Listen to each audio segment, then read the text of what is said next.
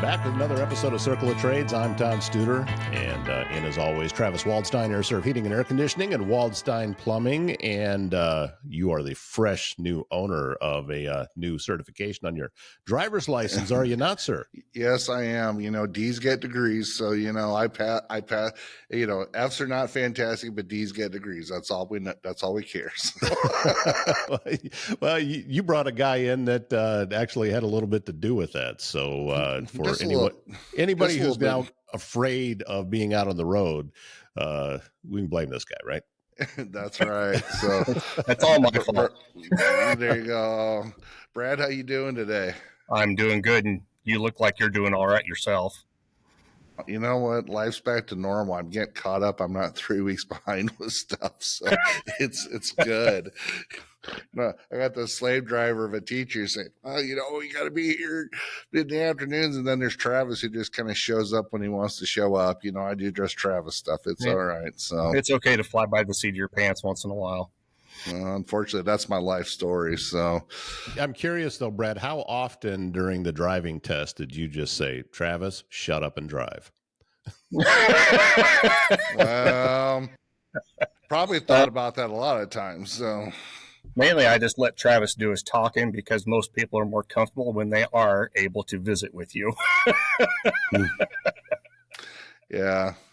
I unlike the guy that did the test, I tried to get him to open up. He wanted no part of that. He just he lives a mile from me. Jay was just drier than a popcorn fart. Nice guy, but so hey, he passed me. That's all I care about. So Travis, you should probably give some background as to why you needed this, because you're a plumber. So why do you need a CDL? I'm an HVAC guy that has a plumbing license. Let's clarify that. Okay, I'm sorry. I I run the excavator when I need to. Hayden does all the dirty work, so I'll call for what it is. So, no, in all seriousness, though, we started plumbing business a year and a half ago. I've pulled trailers for years, but I've never had a CDL. I've just had a Class C driver's license, which is everybody in the state of Iowa that drives, unless you had an OWI, has a Class C driver's license. So, we got our vacuum excavator, which is heavy.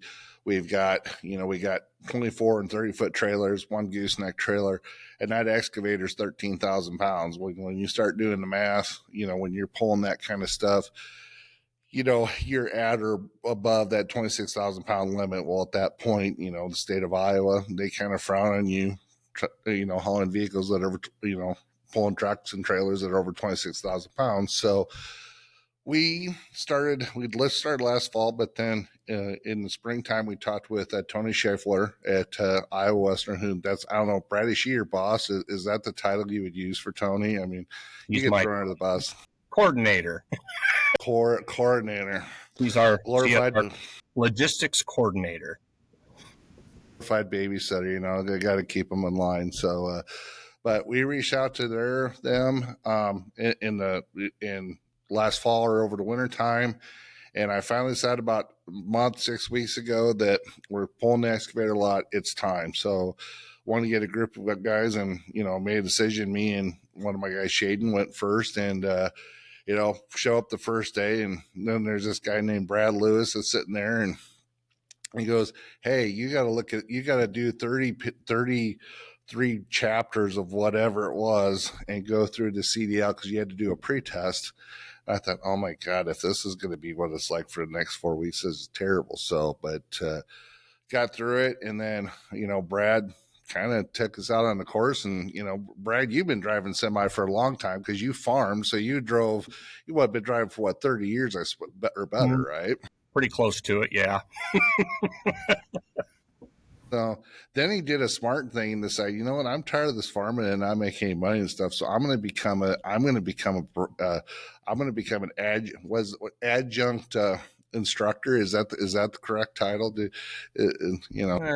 Kind of. I'm a part-time instructor.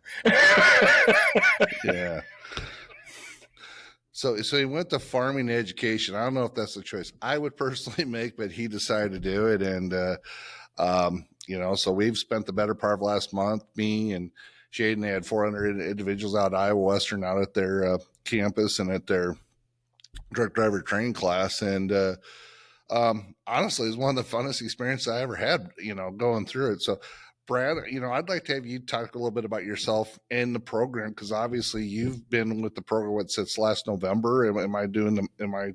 I'll let you tell your story on it. So, Well, after my long and glorious farming career and finally getting smarter, I decided to quit because my wife was behind that 100%, but she told me I still had to have a job. So she helped me find this job. And so I started this in November. It's been a fast and furious several months now, kind of getting your feet thrown to the fire, learning all about how to drive a truck correctly. There's that little detail, minor details. So, it's I've learned a lot in the past few months, and I learned something new every day, which I always say, if you're not learning something new, then you're not doing anything right. So, yeah, and I've met a lot of great people, including you, Travis. Well, Todd don't say the same thing about me. It's okay. So I won't tell you how I have him listed in my phone. You'll laugh when I go to dial him in my truck, but I got to call him. So that's a conversation for another podcast. So I don't know, what else do you want to know? Well, you kind of walked into the program. Obviously, when you walked in, I don't know how long it's been in how long the program's been around, to be honest, but you walked in, someone else run the program. And then after a couple months, you were running the semi program by default, I guess, for lack of a better word to put it. And then you got your centers in Clarinda, and you got your Harlan, and then you've got your bus drivers too, that you guys train out there as well. So, I mean, I think there's a lot of people that know about it. They think, well, you just hop in and drive. Well, to be transparent, it's not. I mean, honestly, the hardest part for me, frankly, was doing the air brake stuff. And that's the first thing you think, well, air brakes. It's like, well, it's one of them deals. You actually have to follow directions. And if you don't follow directions, you fail. So guess what I'm not very good at? Following directions. So yeah, so it's a learning curve. And some people adapt very fastly to that learning curve, and some people don't. But you were one of my fairly quicker studies, so you can rank yourself up there a little bit higher. Well, that's good. So instead of being at the bottom underneath my shoes, I'm at least at your ankles. So there you go. So I've risen. So it's when you get wader deep, up to your hips or whatever. Then you made it. So, so obviously it changed for you. Talk about growing. I know for me, going through the program, like I said, my dad drove truck growing up. I was around the farm, drove tractors, we'd take grain trailers to town, that kind of stuff. But, I'm 52 years old. So, I mean, it's been 30 years ago since I really done a lot. A lot of things have changed since I was around that stuff a lot. And, for me, it was, I hate to say it, it was kind of like learning how to drive over again. I thought I knew how to drive until we went through and did the pre-test and did the program. So, this isn't something you every once in a while. We had one kid in the class. I say kid, he's a young adult, I guess I should say that looked like, and he's acted like he's been around doing this for a while, just didn't have a CDL for whatever reason. But there's a lot of people that come in. You've had I know you had one gal from out of town that you could tell she never drove before. So you kind of get all kinds of different levels of it, but you got to kind of start them off at the same point because you don't know what you're getting in the door. Am I correct or am I not correct? Well, that's very true. I've seen everything from farm kids that come here just because they want to do the right thing, get their CDL. Those kids, they're done, and they're not kids. They're young adults. I have a hard time with that myself. I have to call them students. They're not kids. They're young adults that are wanting to do the right thing and get their CDLs. And some of those kids are students. I'm sorry. They are very fast studies because they have been doing it for so long without Mhm. their CDL. Yeah. They're going from legal to illegal to illegal. It's like when they were making moonshine and then, they went over to making whiskey. They came to the legal side of the fence, found there's a few more hurdles you have to jump through. So, am I correct or am I not correct on that? Nobody's sure where you're going with that, Travis. So Well, we're just gonna let it sit there. haven't you? What is the show they had? Is on Discovery. Where they run moonshine, and then the one guy tries to go legal and find out there's a whole lot of BS you got to do with going legal. He says a hell of a lot easier just to sell the illegal stuff and take the jail time. We're not gonna promote that here, by the way, but And it's kind of a double-edged sword, especially depending on most of these students' ages. They cannot travel across state lines once they get a CDL until they're 21. And so if they're trying to do the right thing, they're not 21 yet, then they're not legal anymore to drive across the state line. So it's a double-edged sword, whether you want to be compliant or non-compliant and drive with your CDL or without your CDL. So, but most people try and do it for the right reason, and that's just to have their CDL and they can drive whatever they want to drive and go wherever they want. Either way, you'd be in trouble though in that case, right? I mean, if you don't have your CDL at all, then you're going to get in trouble in Iowa too. Well, and except for the farm exemption part of it, that's the only way they don't get in trouble. Yeah. But realistically, I think where there's a lot of gray area is you have the owner of the farm, or maybe if you're an employee of the farm where you're working for the farmer.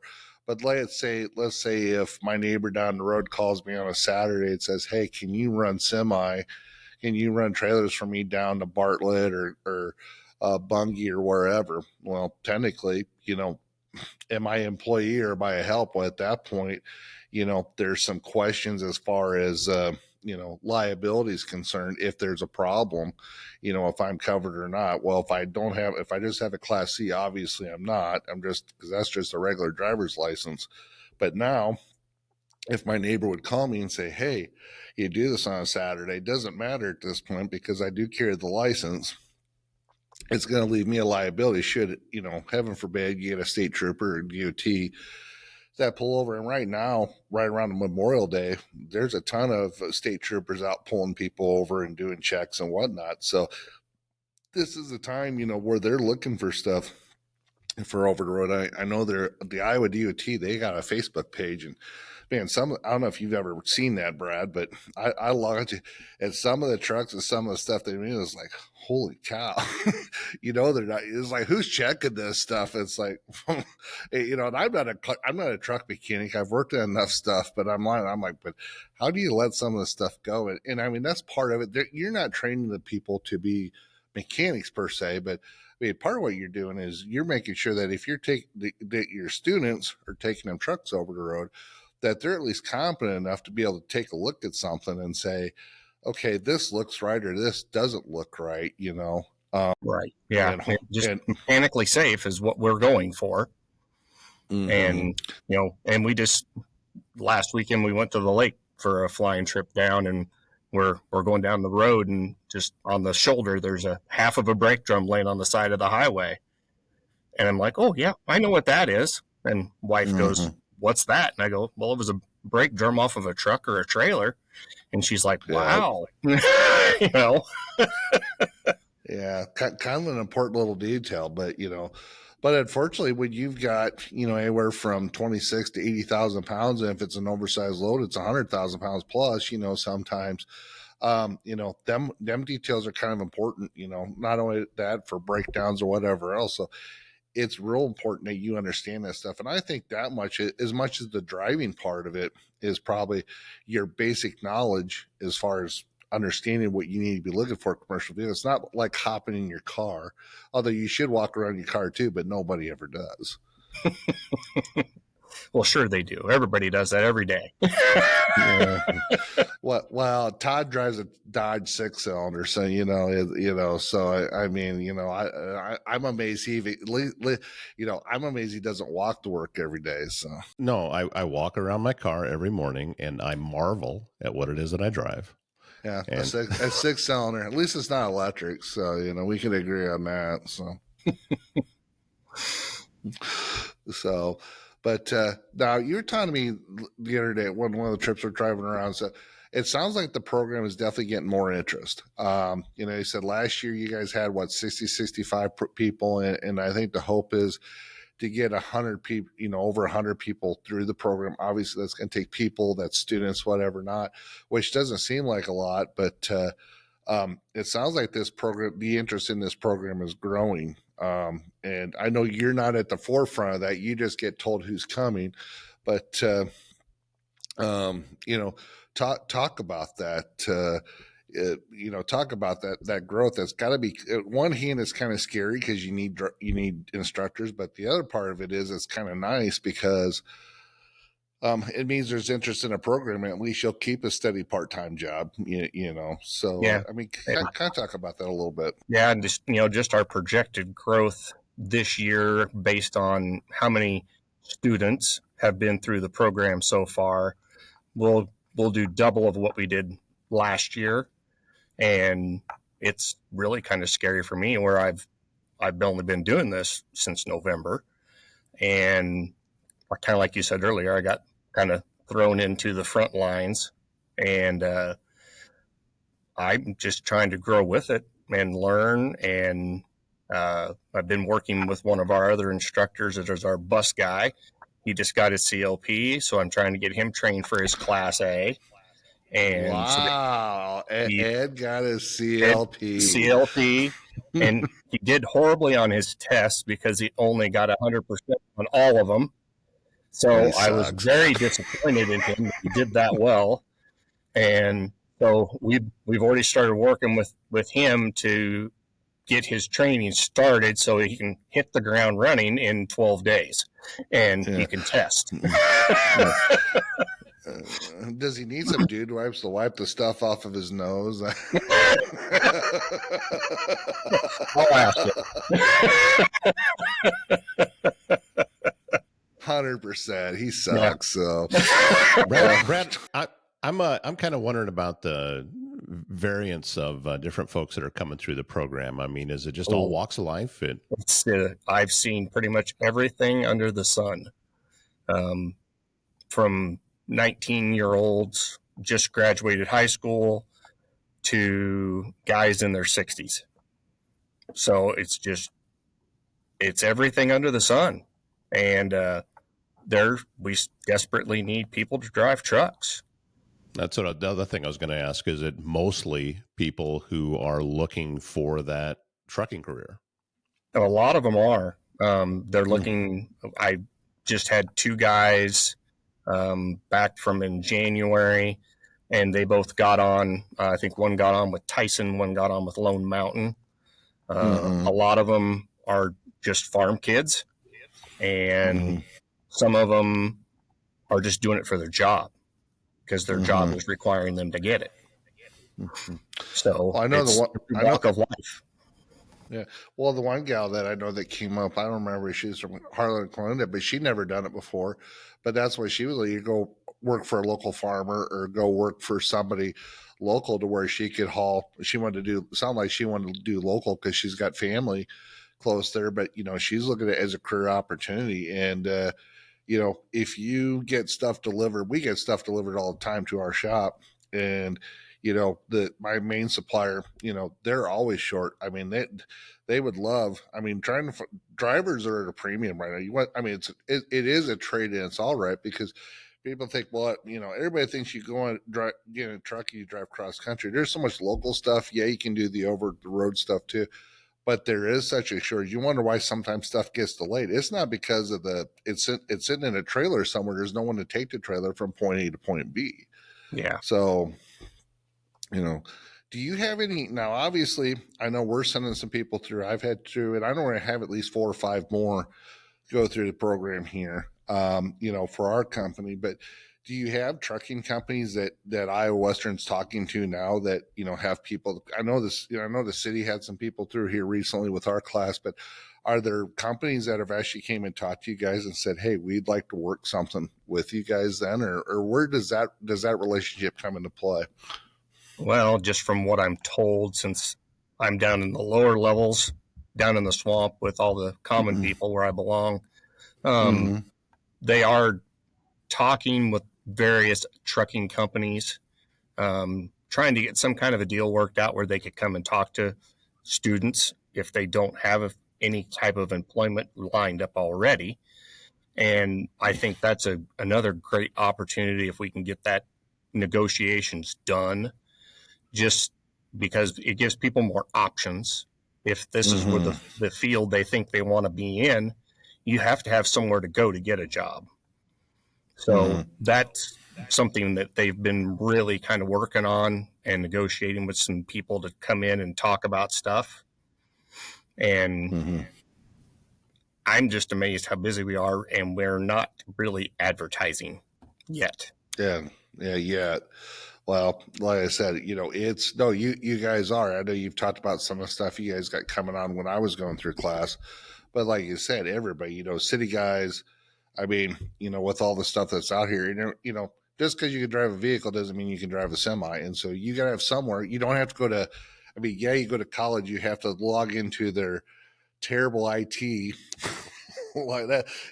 It's a great program, but logging into the computers for the first time is about as bad as going to a game at Memorial Stadium in Lincoln, Nebraska. There it is. There it is. We've got it in. Mark it down. Just past the 21-minute mark. Travis got his Nebraska dig in. South Stadium, when you got to walk 450 yards and up and down the cattle chute to go to the bathroom. So that's how good logging in there was. There you go. Sorry, Tony. So, no, that was probably the one part. But beyond that, you don't have to go to school for a year. You don't have to school for 2 years. I mean, it's a 4-week program essentially. And, like I said, I don't remember the term you guys use, but it's a proficient program. You don't have to take 4 weeks. If you can do it in 2 weeks, great, fine, dandy. So, what is your average student time? Is it 2 weeks? Is it 3 weeks? Kind of what does that look like for you Probably guys? About 3 to 3.5 weeks usually. I mean, that's been kind of the standard since I've been here. I've had some done as fast as 2, some as fast as 3, and some take the full 4. So, and we've had some that it took them 8. 8. Wow. I didn't know Todd joined the class. I would rather that they were in the class with you during that time than out on the road and not be ready for it. So I call that a win. Hey, yeah. Well, hey, listen, I'd like to listen, everybody knows me. I like to have fun, but I also like to talk crap, They got this day cab tractor out there, which hopefully they'll replace here at some point. I mean, nothing against day cab, but the transmission kind of sucked on it. But, I wanted to take the sleeper cab with the 53-foot trailer and, go through the final exam. But, nobody thought that was probably a good idea. And now that I took the exam, and like I said, it was probably one of the scariest things I've done. And I don't know why, because I don't usually get scared. But I was nervous as hell the day I took the test. I'm sure it's glad I didn't take the freaking sleeper cab with the 53. I would have probably bombed the thing for sure. So, well, we went and picked up the other truck today, and it's better than what we have, but it's not a diamond. It's maybe a diamond in the rough. Well, like I said, I've been called that. It's chunk of coal. It's about the same, isn't it? Yeah. It's early stages of it. So, but well, from an outsider's point of view, and this for myself, I've always looked at trucking kind of like. All right, I'm going to pull a sports analogy here, kind of like golf, that the majority of the work is done from 100 yards in. So the over the road guys driving for 500 miles on an open road, that's the easy part. The hard part is getting around town and getting into where you need to unload and load and things like that. Would that be an accurate statement? Well, yeah, definitely. And Travis can attest to that. Just what it's like trying to drive in the city traffic is a struggle, and Yeah. I don't enjoy it myself, but this is the logistics of where we are. And that's kind of another reason we've got what we call Switch campus, which used to be the Nishna Valley High School, and then it was East Mills Elementary, and now it's a Switch program, which is this Southwest Iowa Career Technical Hub. And they've got program there, and then Clarinda, and then Harlan and Atlantic, and that's more rural area. And so that's great for more of the farm community because they do not want to drive into Council Bluffs traffic. And so it's a great, it's a good area for the farm people to go to get their CDL. Mm-hmm. Well, it was just last year. I drove a big Penske truck for somebody and was scared out of my mind. So yeah, then what you're talking about is a whole nother generation past that. Yeah. And most people don't understand that a truck doesn't stop like a car, and they don't have courtesy, which they should give to something that large and that takes a football field to stop when it's fully loaded.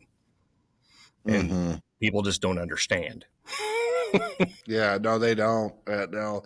And I can tell you that just from my daily drive, if I'm pulling an excavator, if we're pulling the vac trailer, this isn't even semi stuff, but no, they don't. They're like, we'll just whip in and out. And it's like, oh, great. Until, you try to give yourself plenty of room to stop in front of somebody, and they're just going to whip in there with their little, door wedgie of a car or whatever it is because, oh, I'm cool and I'm fast. And, until they get rear ended or they're not paying attention, they hit something like a semi and, they end up being a losing situation. And nobody wants that. I mean, when you're driving a semi and you're hauling that weight, you're hauling that load around. I mean, you're there. It is your job. It's not a joyride, on a Saturday to go do whatever. And like I said, I'd agree. But the one thing I would say, it's all the crazies like in Council Bluffs that are on the road if you're driving over the road, because listen, you're hitting the crazies in Council Bluffs and Des Moines and Lincoln and everywhere else across the country that you're dealing with. So, but talk a little bit. The one thing I know that I don't think people really understand, and you find this out when you go to take the learner's permit out there at the DOT here in Council Bluffs or Glenwood. I think most of the counties you can go in and take it. So, but when you're taking your Class A, which is basically your tractor trailer. There's two different there's interstate and intrastate, but then you also have through the program to where it's automatic or driving a clutch, you want to find out, and nothing against driving automatic because a lot of the semis are going to that way because guess what? People can't drive clutches, but if you want to have a quote unquote unrestricted, I guess the word I'd use to where you can hop into any, semi for that matter. You want to do the clutch. So talk about the automatic versus the clutch. And, if you're looking at that, if that's a concern, how you guys work it, because they have automatics, they have clutches out there. Everybody's in my class did the clutch, because they want to unload it. But some people are like, listen, if it's got a clutch, I don't want to touch the darn thing. So I'll let you talk about it, Brad. Oh, I mean, they both serve a great purpose. It's just, I can see a lot of the big companies' philosophy with the automatic is anybody can drive it. And they do spoil you because you don't have to do anything but drive. You put it in gear and you just use your feet and you just drive it. You don't have to think about what you're doing, which you can attest to that, Travis, when you're trying to shift that manual transmission and you're thinking about driving, you're thinking about stopping and like, oh, I've got a downshift. You don't have to do any of that with the automatic transmission. And so, and I find myself doing the same thing, that if I'm back and forth from manual to automatic and then I forget what I'm in and like, oh, I have to shift gears because I'm in the manual truck today. And so you kind of forget what you're doing. And it does take a lot of the thought process out having that automatic transmission. but I still prefer the manual transmission myself just because I'm old school. Mm-hmm. Well, I don't like the idea of limiting myself, and that's for me, a lot of your stuff now, you don't have to have the manual, but, I personally believe that everybody should learn how to drive a manual transmission before they learn how to drive an automatic. But, there's certain people like the government that don't necessarily agree with my sentiment, but then, look at the government, we'll just leave it at that. So, well, and my predecessor believed that everybody should get their automatic license first, then come back to get their manual. And I'm like, well, if they want the manual endorsement, why do they need to work in an automatic? They should just start with the manual and learn how to do it. Yeah, it's like that's not. Yeah, I don't understand that either. So yeah. But there's a couple other things. Obviously, you have the bus driver program, which Ed is your bus driving expert. So yep. He's the man. Yeah. So, but they actually have a bus, and as we've talked about, because you're hauling people per se, and, and a lot of this has not necessarily schools, but a lot of it is school districts, that kind of stuff. But bus. One thing about it, if you're looking for a part-time job, schools are always looking for bus drivers. That is not an issue, as long as you don't mind 6-year-olds or 8-year-olds throwing candy or spitballs or whatever at you. I would not know anything about doing that, by the way. So, but you have that program, obviously. You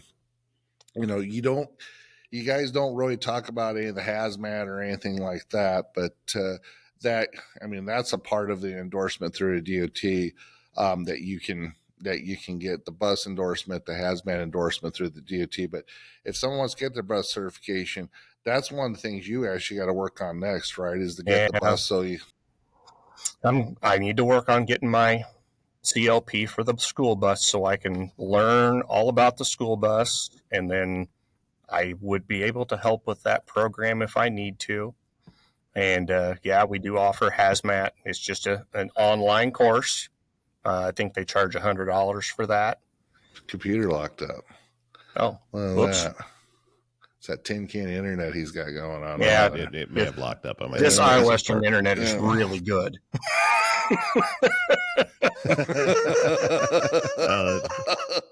I can clean that up. That'll be all right. Yeah. Well, hey, there's no students on campus. What heck do they work when they do? Shut down the power? They get the tin can speed when there's nobody in class. Is that what it is?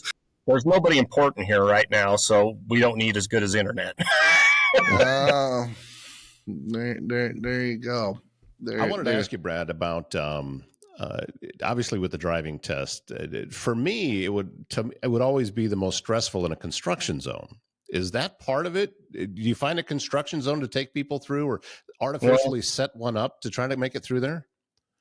There's one right outside of the school. I can tell you all about it. Yeah, Madison Avenue, all that construction right there.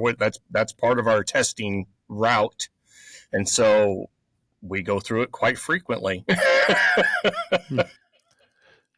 But if that wasn't there, would you seek out a construction zone just to make sure that was part of the test? The state actually, we had to get our testing routes approved by the state. We have to have 4 lefts, 4 rights, railroad tracks if possible, so many straight through intersections where we have to stop.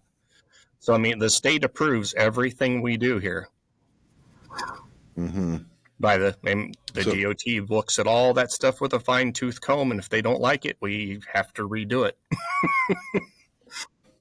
Well, to get you, you're talking about that, like I said, that going up through Madison Avenue, as we get off at Highway 6 there, and I could tell you, I think that Proctor for the DOT, when he did my test, they've got, I don't know if they were driving steel into the ground or whatever it is, but in eastbound on Highway 6, when you get off there, there's like 6 pieces of freaking steel sticking out of the ground. That's like a total blind spot. It really is.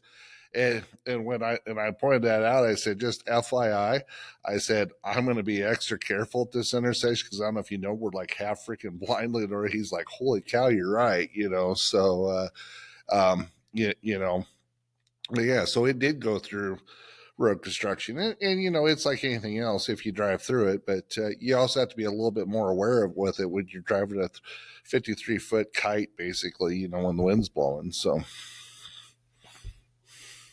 Oh, and just real quick, just since Travis dropped the ball on this, you know, the 4 lefts and 4 rights, that sounds like the football playbook for Iowa State. How's that? I say the Falcons, but you know, Oh, no. oh, they just like Kirk Cousins. That's all. That's right. So, but so you know, obviously, Brad, you know, you're on here to talk about, and you've talked about. I guess you know people are interested in it. You know, they get a hold of Iowa Western. Obviously, you're just, I don't want to say you're out there teaching the students. So you're not the point of contact per se, but you're one of the instructors they'll be working with. So would they contact Iowa Western as far as the program goes, or would they, you know, contact Tony directly? How does that work as far as getting in touch with the school? They'd get in contact with Tony here at Iowa Western. Her phone number is 712-325-3346. I have it memorized now, so I can tell people. So now I have another useless number floating around inside my head. Yeah, it's like 867-5309, right? So instead of Jenny, it's Tony. There you go. So. Tony, because she's special. So, but no, I mean, she came out. I know the one day. We got a teacher with safety yellow or safety oranges, but that's all right. We won't tell anybody that. So I had to help her out a little bit. But no, I would tell you, if you want to get into it, it's a career, it's a trade. You know, as I say, this is going to probably be terrible to say. You know what? If you're single and you know, and you want to travel and you want to see the world, I mean, trucking is something you can do. I shouldn't say I wouldn't recommend it. It's probably not the top choice if you have family, but then, you know, there's guys that do it and they make it work. So I can't say that as an absolute, but if you're looking for something where, you know, the time and experience behind the wheel is going to mean a heck of a lot more, but you got to get started somewhere. Well, if you got a certification, if you got your DOT, let's say you want to go work for, like my dad drove for Martin Transport for a long time, or Lone Mountain, or Magnum. I'm just thinking, I mean, there's hundreds, if not thousands of trucking companies out there. You know, if you have your CDL, you know, it's going to help get you in the door if you're looking, you know, versus someone who has got nothing, you know. Plus right now, I believe with Iowa Western, I know through us, you know, they've got a program, you know, to help offset some of the tuition depending on what the situation is. So if you're interested, or if you're a business that's interested, or thinking, hey, I mean, I want to get some of my guys through here, I would definitely talk, because, you know, they're being proactive. They got the different centers. They've got, they've got, you know, multiple instructors. They got different locations. So if you want to get it done, and you want to get it done to where you don't have to go out to the DOT on North 16th Street, they do it all on site there. And it makes it a lot easier than going to, I won't say easier in aspect as far as passing, but it's all in one stop shop. You get it done there. I would say personally, yeah, it's money well spent for us to go through and do it the way we did through Iowa Western. We looked at quite a few different ones, and it's like, well, hey, this is right in the backyard, and this really makes sense. So, I mean, for me as an employer, I would 100% recommend it if you got someone or people that you need it or interested in it, without doubt. So, yeah. Well, just like that, Brad, you said that you hadn't done any marketing. Now you have. Well, you know, I've only been here a short time, but I believe in the program. I think we do a good job here. We've got a pretty good success rate. We haven't had to fail hardly anyone, because I feel we're very thorough at our training, and we feel that we can get them past our examiners. They're tough, but they're fair. And and we have no control over the examiners or what happens on test day. Mm-hmm. I'm dead serious. I almost listen. I did double clutch. Everyone goes, "Well, double clutch." Well, you go to the program to find out what double clutch is all about. I'm not giving you all the secrets, but I think half my demerits. Well, Travis did double clutch. It's like, listen, this fat leg can only move so many times in one day. I just about told him that, but I thought, no, we're not going to go there. But they are. And I came walking back, and he did tell me I passed. He said barely, and I walked back. Told Brad, I said, if he'd have failed me, 100% understood. I would not have argued with the guy. So firm but fair, absolutely. And listen, the guys that got they're either state patrolmen or DOT that have done this for years, and they're doing it as I guess part-time would be the way I do it. They come in and do it so you don't have to go out to a DOT station, but you're not getting any breaks, let's put it to you that way. So but it is a learning institution. You're not going out there where you have to be an expert over it. It's part of the reason you're going out to school is you get an opportunity to learn something. And frankly, it was fun for me. I get so busy with work and sometimes like getting to do stuff, and it was a lot of fun. I truly enjoyed it, and Brad was great, and Ed was great. And listen, it's like I said, it was a good time. That there was no adult or freshmen around. It was professional, but there could have been adult freshmen around. It would have been just fine. So no, it's a good group of people. I can't see nothing but positives about it, in my opinion. We try and make it fun, but also educational. Yeah. So. Well, all right, gentlemen. It's actually kind of cool, Brad, that you came on the show like this, and especially after having dealt with Travis that soon. I must have been over the abuse yet. No, you did. The abuse can be pretty rough around on the range at times, but I've got pretty thick skin, so I can handle it, and I can give it back too.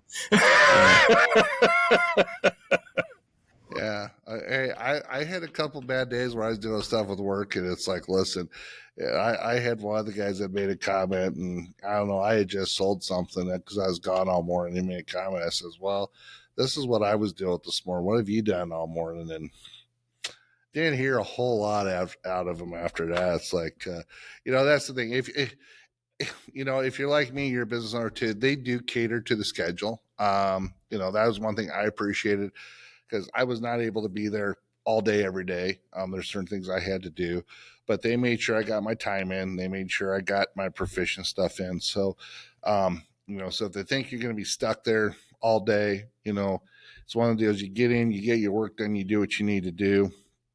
Their job is to get you so you have the education and training. But if you don't think you have the time, they're very flexible. I mean, that's the thing I appreciate, because that's one thing I thought, oh shit, if I got to go through this and it's pretty rigid, it's gonna be tough. But that was probably a game saver for me because of some of the stuff I had. And and like I said, it was fun too. And that helped a lot though for me to be able to at least still be able to function as a business owner, but then stay able to attend. Otherwise, I would have not been able to attend the class, and so I can't appreciate it enough. So, we try and be flexible as we can, and even though it was you, Travis, we were flexible with you too.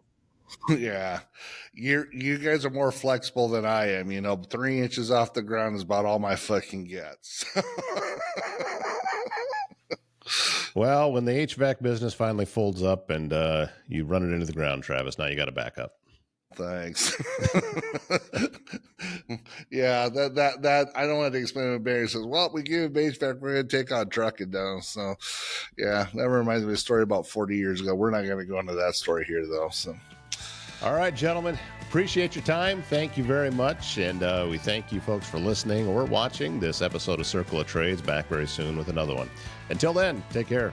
Thank you. Thank you.